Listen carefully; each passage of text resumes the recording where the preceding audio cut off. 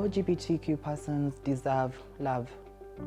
They deserve the love that is authentic, unbreakable, and love that is true in a sense of not faked. Because what happens most times, if you have grown up in a community where you didn't receive that love, how are you going to give out that love? So I think as a community, we deserve to be loved for who we are, in all our differences, diversities, just to call it anything, and let this love sort of be something that unifies us, like the bread and butter. From where I sit as a trans programmer, most of the cases I've been able to record around why people leave their families, why people can't attain education, is because families shun them away, push them to the margins because they simply didn't love the persons that they had become. They didn't love for them to be trans, and then they were trans. They didn't love them to be lesbian. They are lesbian, so they were pushed away. So imagine if you're able to fix that space of hatred because I am trans, and fix it with love, which is the engine that moves everybody. Who doesn't want to be loved? So for me, it's very powerful to sort of say that is an ask from our community. Love, love, love, and more of love. We need more of it.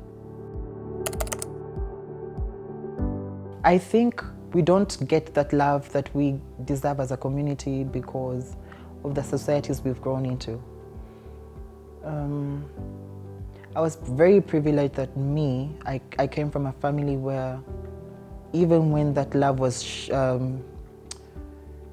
tasted by the person that I was becoming, I still got that love. But I think for most times, the people that do not get love from the people that are supposed to give them love is a lack of understanding or community because of whatever they hear around the kind of people that we are. They sort of do not want to relate, be in the same space with LGBTIQ persons, and then that draws away from the love. And then there's so much hate that has been spewed over media, has sort of created this big bubble of hate for LGBTIQ persons, and the tainting of we persons as evil, as recruiters, as promoters, then kills off from somebody that would have given love. That misinformation is what is causing us more harm than good and taking away from the love that we deserve. I think in addressing that issue of how we can reclaim back our love as a community is to create the awareness of the kind of persons that we are. We are not evil. We are coming from families. We are very productive if we are given space to thrive and do the amazing work that we do within the communities despite the hate. So imagine if we were able to then counteract that narrative around queer people are evil, queer people are the ones that are going to sort of take children to hell, because that is what they say. So to sort of go back to the drawing board as a person that is leading from the trans community is to constantly have to educate people so that they unlearn what has been out there about our communities and understand that we are not bad. We are just people that are thriving, living our lives, not harming anybody.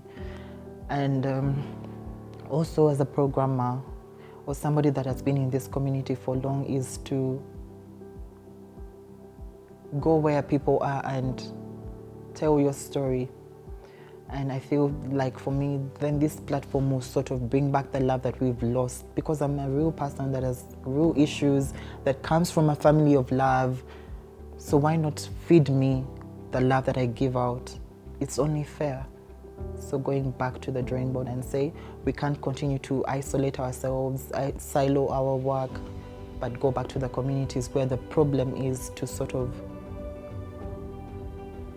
unwash what has been said about our lives. It's so hard to imagine something that you've never felt, yeah? For most people. But for me, I feel like this world would be one where we are let to be. Because we are simply having to push back because people can't let you be. So I imagine this world where as a queer person, as a person coming from the L, the G, the B, is simply let to live and thrive and be and live to their fullness. But like I say, it's a world where I also have no idea how it will look like, if it's ever there. But there's something I envision and wish and dream for our community. I know it's so cliche when we say that you are not alone, but I feel like people need to always hear somebody tell them that you are not alone in this struggle for fairness, for justice to be heard. We are here together.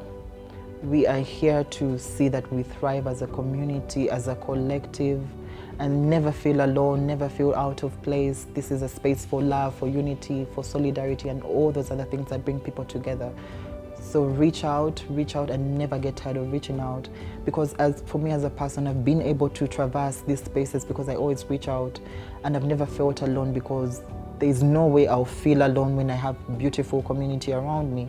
So reach out and see the people that resonate with you, that vibrate with you, and live to your fullness.